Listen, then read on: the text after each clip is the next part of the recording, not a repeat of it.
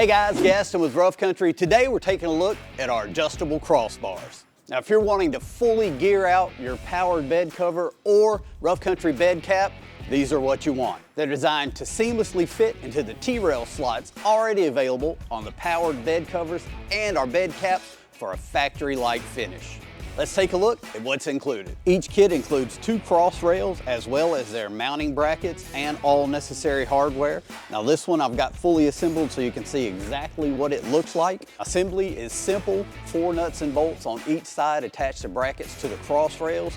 They are fully adjustable widthwise to fit your application, and they secure with our T-nuts. These are going to allow you to install racks, cargo carriers, or other accessories to get the most out of your truck, whether you're working or headed out on an adventure.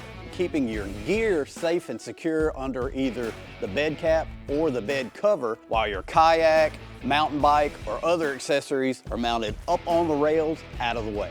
So if you're wanting to get the most out of your power bed cover or your bed cap and fully gear out your rig, you're looking for our adjustable crossbars. Available today at roughcountry.com.